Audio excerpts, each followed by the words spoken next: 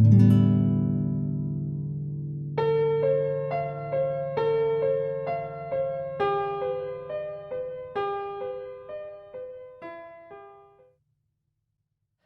guys, welcome back to the Unchained Podcast. I'm Tiffany, this is Derek, and today we're going to be talking about what it means to be unchained and how important it is to not live your life, have a marriage, or be in a relationship based off of preconceived notions, based off of expectations, based off of comparisons, because they can be detrimental to your relationships. So let's talk about what some of your preconceived notions were coming into our marriage. Of course, coming into our marriage, just like most people at the age 22, 23, I believed that our marriage was going to be a bunch of sunshine and rainbows. And some of it was because she told me it would be. What sunshine and rainbows did I tell you was going to be? You told me that the bedroom was going to be bumping from morning to night. I did not say that. And that was a notion that she drugged me to the altar with. No, you made that up in your head. I never said that. She drugged me to the altar with that notion. Preconceived, meaning that he conceived it, not me. I conceived that was one of the things that I thought that we would never have any trouble with.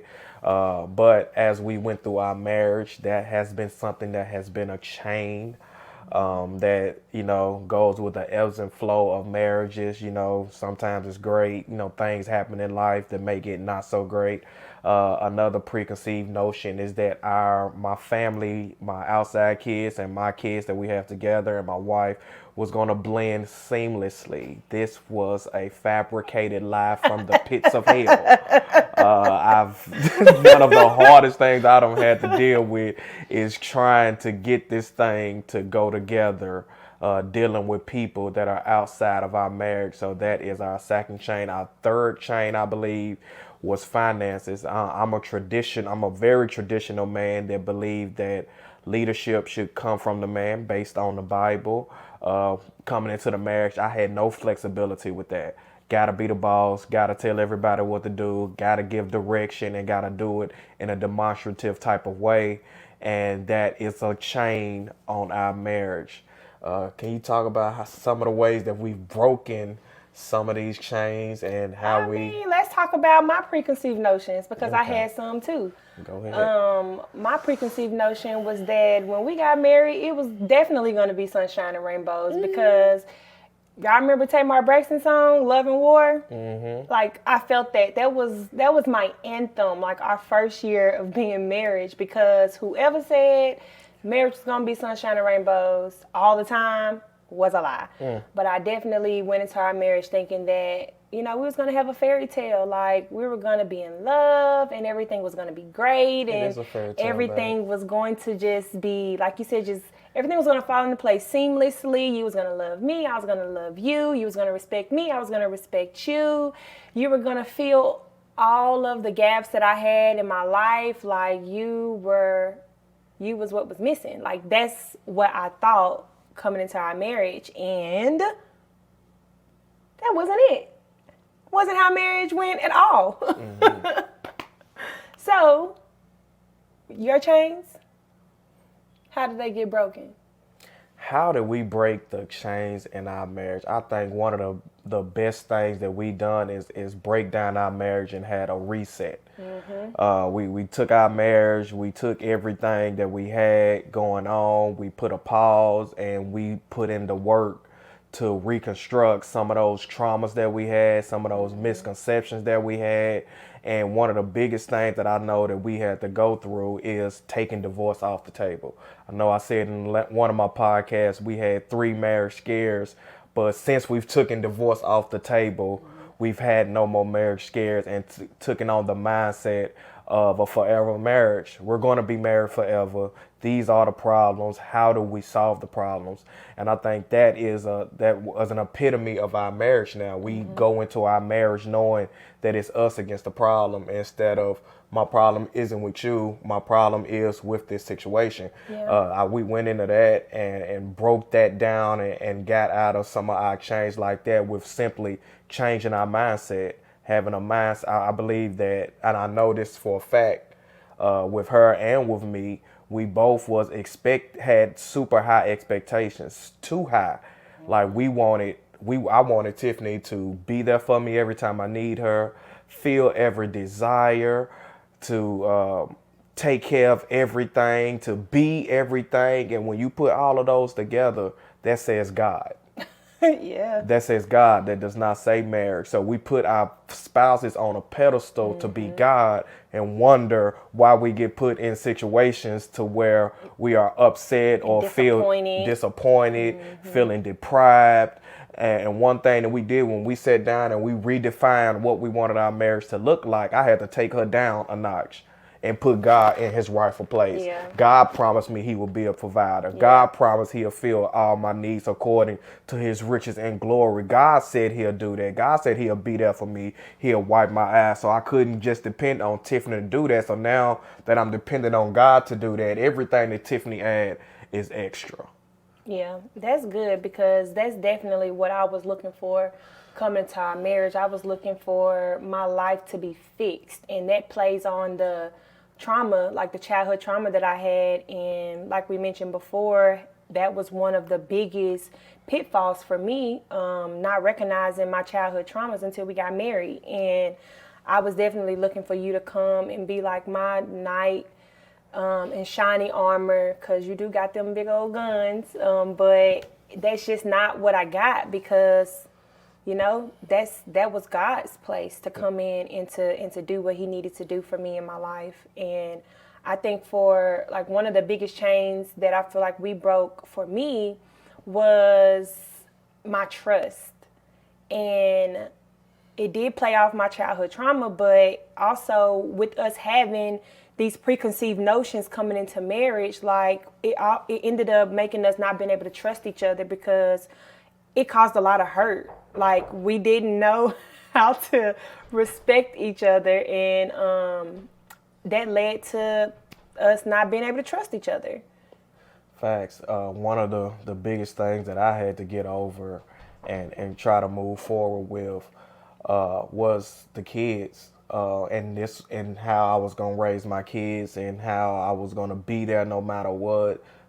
Prioritize my kids over my family, and that was based off of childhood trauma of me not having a father and making a decision as I was growing up that I was going to be the best daddy possible. Yeah. And I had that played on by the mother of my children, playing on me, have me jumping and moving and going. And what I realized when we sat down and reevaluated our marriage was that I was giving up my family for a part of my family. Yeah.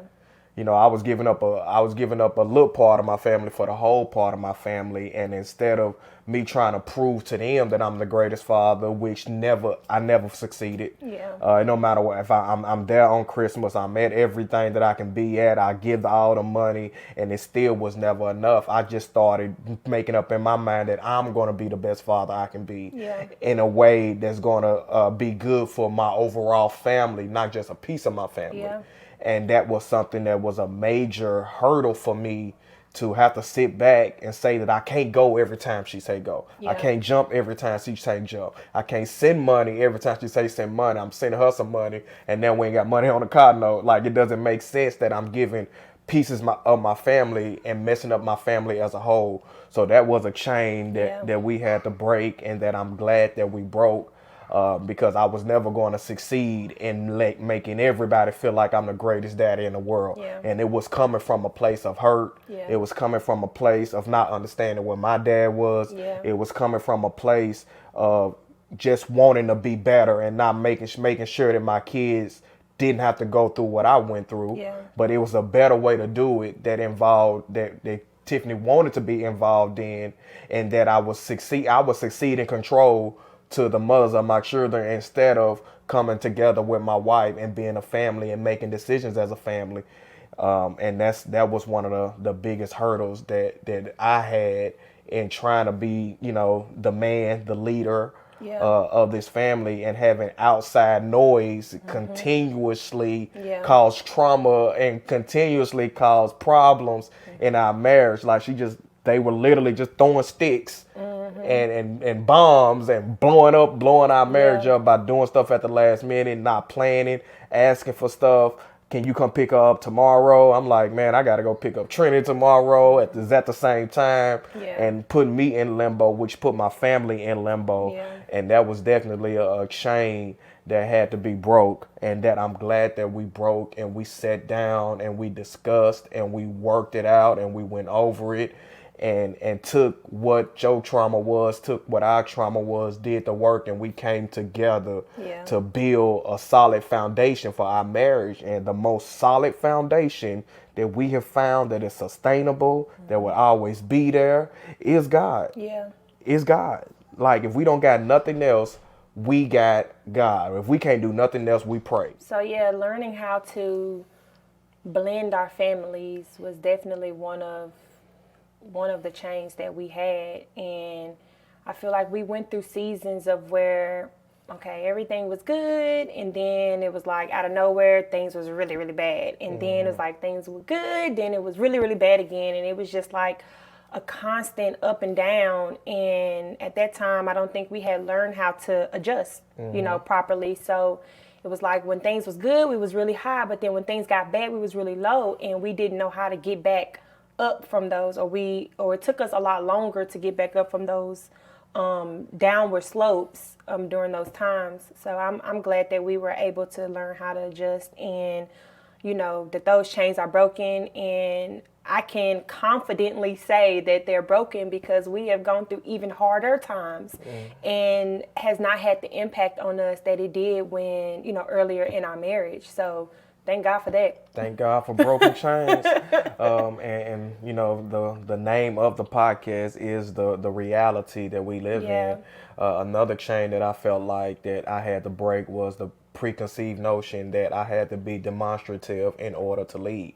I had to put my foot down. If I say yes, that's yes. If I say no, that's no. If I say we can't spend this money, we can't spend. One thing that I've learned, even, the Bible has taught me that he said, treat your wife like the church. Yeah. And Jesus gave his life for the church. So when I got that and let that sizzle in my spirit, it taught me that I don't have to be demonstrative in order to say my point of view. I don't have to make everything go my way. I got to do what's best for the overall family. And sometimes that means going Tiffany's way. If she's more educated on a topic, she's better. For an example, with the finances, she's better with it. She's a logistics major. You're a logistics major, so you're better with finances and with budgeting and things like that. And that was something that I had to concede over to the person who's better at it. Cooking. I am the majority cooker in the house, as well as grocery shopper, and that has been a role that fits our family, that fits our construct. I don't mind cooking, she don't mind eating, so we we found something that works. Happy wife, happy life. So we found what works for us. It's not traditional. It's not what it fits everybody. It's what fits us. Let's talk about that for a second, because I remember earlier in our marriage, and we got married young. We were in the church. Like, you were a very young deacon. Became a very young minister. Like, we were doing these things very young. Like, we lived a cool 50-year-old life at 20, like 25. And I think that, because we're Christians, and because this is a Christian-based podcast, let's talk about like what that looks like in the church, because I think that was something that I really struggled with. I mean, I was raised in the church too, but being married in the church and being young and married in the church, I feel like I was constantly under a microscope, like, from the older women. It's like, oh, well, you should be doing this and you should be doing that, this because they were more traditional. And it always made me feel like, well, dang, am I not a good wife, but I think that tearing down, even like those expectations, preconceived notions, and even like the comparisons, and knowing that your marriage is not going to look like the next person's marriage. Like, our marriage don't look like our friend's marriage. We do things based off of what works for us, and everybody should do things that is based off of what works for their family. Like, traditional sense, like, that's really dead. We are in a new time. Women are working. Women, have jobs, and we still take care of kids. Like, men, husbands, like fathers, they're taking care of kids more. Like, we're sharing the load. And I think that once you realize that marriage is a partnership, it's not a dictatorship, it's a partnership. And when we play on each other's strengths, we'll have a great partnership. Yeah, it's a team. It's a team. Because I hate cooking. I can't cook, but I hate cooking. It's not something I enjoy. I don't mind cooking, but I also don't do laundry.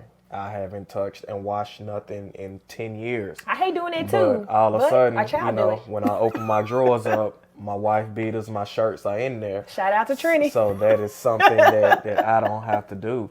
So we've learned to embrace that every day is not going to be sunshine and rainbows. Yeah. We've learned to embrace that we're going to have a difference in mindset and accepting that each other is different. We've learned to embrace respect it. And respect. Because we did not have the respect. Yeah. We didn't have the respect at all at first. And we learned to respect each other's differences. We've learned that we love differently, and we have to love each other differently. She is 80% emotional. I'm 80% physical. We got to find a balance in there somewhere. And I know if what she needs from me is for me to be there and to be kind and to communicate and to show an overflow of love and to be there for you emotionally. I know that's what you need. I understand that. And that is not a chain. Being there for you is no longer a chain. I can do it with ease because I love you. I know that you deserve to have somebody there for you. You deserve to have somebody who got your back, who love you, who want to take care of you, who got your best interest at heart, who knows your heart and knows your effort and know that you have a calling on your life as well. So that we both have a calling on our life. We both got work to do in the kingdom, and we both have to respect each other, love each other, and be an example in the household before we are an example in the church. So those are some of the chains and that we've broken to get us to this place. If we're going to do a play on words, are there any other chains you want to touch on before we go to the next segment? I think one of the big chains for me was really wanting you to make me a priority. And I think that it was a chain because of just like the differences in how we was raised. We have two totally different childhoods. And one of the reasons why I loved your family so much was because y'all are so close, and y'all are very close-knitted, and that's not something that I've ever seen before. Like, you and all of your siblings are very close. Like, every time we get together, it is a great time. Like, no arguing, no nothing. Like, everything's great. You can depend on your family. Like, that's not something that I could ever, really say. And I think that because of the strength that, the support that you've always had coming into our marriage, it was very hard to kind of compete with that because, how can you go against, a mother that's been there for you your whole life, like the only parent that you've ever had? How can you go against a sister or a brother that gonna be there for you whenever you pick up the phone, morning, noon, or night? And I think because we was raised differently, we had different, looks on things. And so when it came to like our kids, because like another play on childhood trauma, when it came to kids, for me, the same way for you, like you knew that you wanted to be the best dad in the world because you didn't have a dad. Well, I knew I wanted to be the best mom in the world. Like, I wanted to be the best mom and the best dad because I felt like, that's something that I didn't have. And I never wanted our kids or my kids to feel an ounce of what I did growing up. And so I became like super vigilant and super like protective of them. And, that caused some problems between our marriage and, with family. And I think that it took us a great while to understand and to get that balance of, okay, I gotta listen to my wife, or I gotta respect, my wife's feelings and, desires, for our family. Learning how to respect, those differences. And even though we don't agree, we don't always have to agree, but there should always be some level of respect.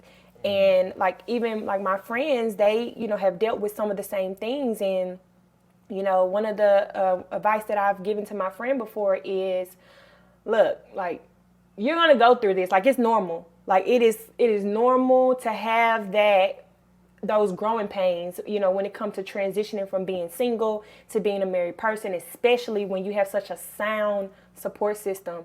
And sometimes it can be so uncomfortable, kind of, what do you call it? Like, it can be uncomfortable when you feel like, you're going to be breaking the peace. And when you're in the middle of that, I've seen it do a number on you. Yeah. And that was a chain for us. And it was something that I'm really glad that has been broken, and that, it's like, your family your family know me. They understand me better, and my family know you, and they understand you better. You just a funny dude. Like, yeah, all three of your family members. Right, all three of my family members. Family is that big. Yeah, I come from a big family, a big background that's grounded in love, and that I'm glad that it's something that you can be a part of now. And it took some give and take on both sides to get to a balance. Life is about balance, making sure that you're not giving your all if it's not making you happy. You might have to give 80 to keep 20 for yourself. But if you giving 80 and they getting 80 and everybody feeling 80, then that's enough. Because if I give this 20, then I'm not going to be happy. And it's all about, that's in marriage, that's in whatever you do. Like, make sure that you're balanced in what you do. The only thing that I can give my all to is God. Yeah. Everything else I have to balance, how I'm there for certain situations based off, the other needs of the people around me. I can't do everything and go with Trina to school and come back and not be there for my wife. I can't do it for Angel and not be there for Callie. I can't do it for Destiny and not be there. I can't do it for my mama. It's just a balance that we spend every day balancing. A constant balancing and adjusting. And I feel like in our marriage, we have learned to adjust so well to uncertain circumstances. Like, we are ready for a tornado. We are ready for a storm. Our foundation is set. So what are some things that come with being free? How do you embrace your freedom? I think like, when you say like embracing your freedom, it sounds so liberating. But something that I have found recently is that while it is liberating, like, you can enjoy like more happy moments, and you feel more love, and you have more security, and and all of that. Like, we're more stable, emotionally, physically, like spiritually, like all of that's fine and good. But what I have recently come to realize is embracing your freedom and walking and being like set free and not bound by chains anymore. It also comes with having to reframe like your thought patterns. And that's something that, I've recently shared with you. And the struggles that I have sometimes is really like that fear, because we've been married for almost 11 years, and because a large part of our marriage was really hard, it created some trauma. It created some PTSD. And sometimes, like, when we approach a hard situation, it's a voice in my head that's telling me, you already know what's about to happen. Here we go again. It's a cycle.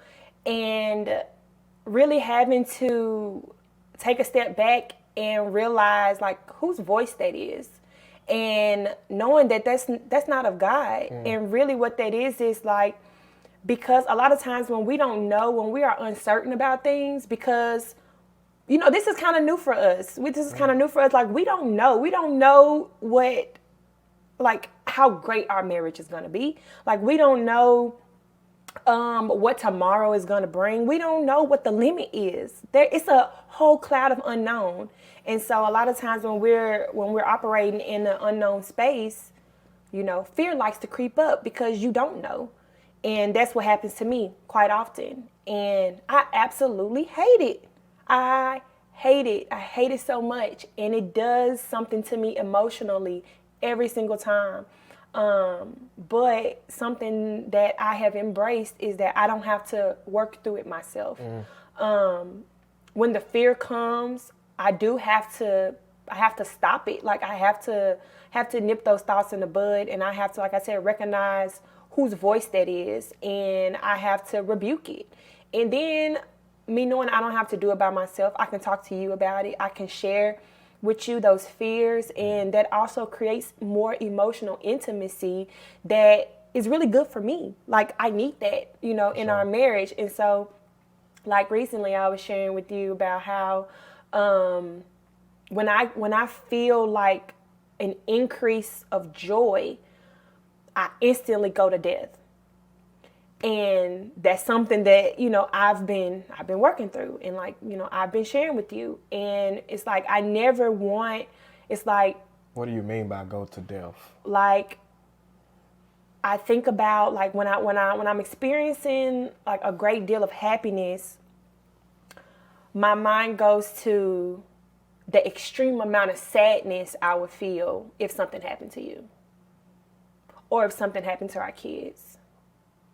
Mainly if something happened to you. Which is a trauma response, and sometimes you don't feel like you deserve the happiness and the joy, and that is absolutely a trick of the devil. Yeah, or that it could be taken away from me just like that. Yeah. And it makes me feel like I shouldn't get too high. I shouldn't allow myself to get too high off of joy and off of happiness and peace and all of that, because the higher you get, the harder you fall. And that's something that has been ingrained in me since I was a child, and something that I am still seeking. While I do feel free, there's still some work that needs to be done there. And one thing that we are working on with her with that is being where your feet are planted. Yeah. Making sure that we have enough bad stuff that happens to us in our life that we don't have to divert back to bad stuff when good stuff happening. Live in the moment.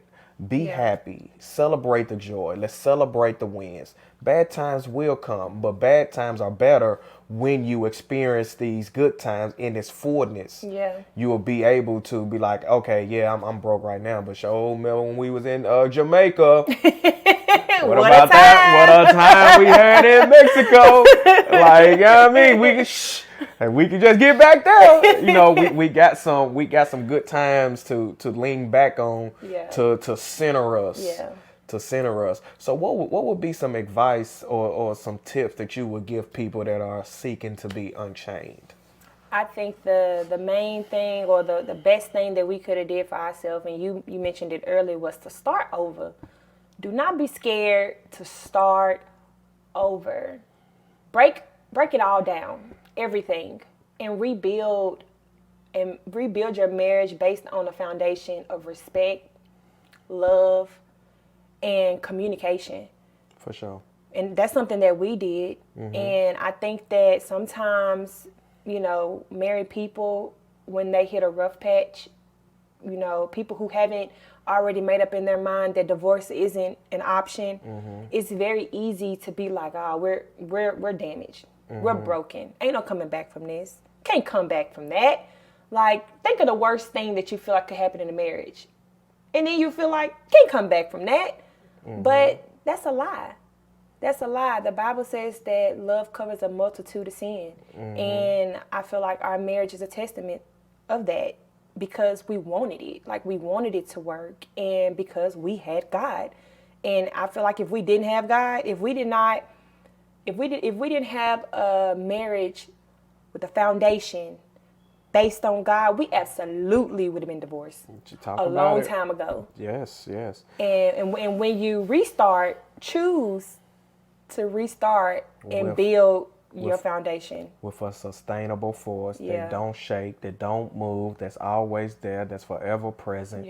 My advice or my tips would be to the men: lead. Everybody wants to say they're a leader until stuff get hard. Until your life, till both of y'all are on empty cups. Can't have two women. You can't have two unstable people. Somebody got to lead this family back into the places it's supposed to be. So what do I mean by that?